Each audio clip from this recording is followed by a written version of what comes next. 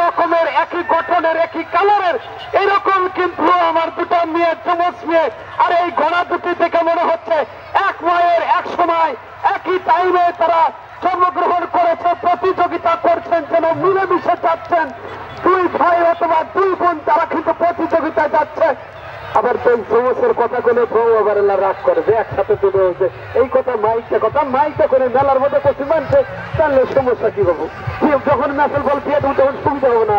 আপনারা কোন যে আমাকে দুটো ফিটলেছে, তাহলে জামাই খোঁজা লাগে দুটো। আবার দেখেন বাবু, এগুলো আবার এমন কিছু জামাই ধরেন না, কতগুলো জামাই কিন্তু ডাক নাই জানি ধরেন না।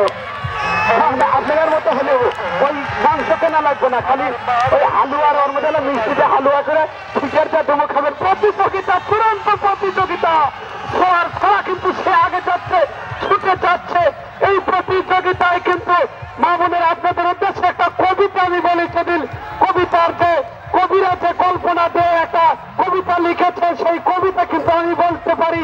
ছোট ছোট বাচ্চাদের যে ঘুম পাড়ানোর জন্য আপনারা কবিতা বলে থাকেন, আম পাতা চোরা চোরা মারব চাবুক চড়ব ঘোড়া, ওরে বুবু সরে দাঁড়া, আর সে আমার পাগলা ঘোড়া খেপেছে, চাবুক ছুড়ে মেরেছে।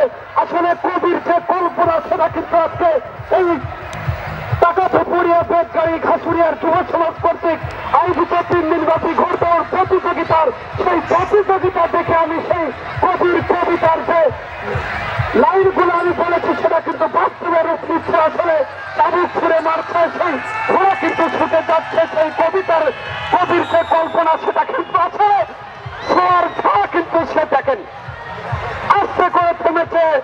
তারা কি বল জানে? আসলে আমরা মানুষ কিন্তু মানুষের কথা শুনি না। এখন ছুটে যাবে 200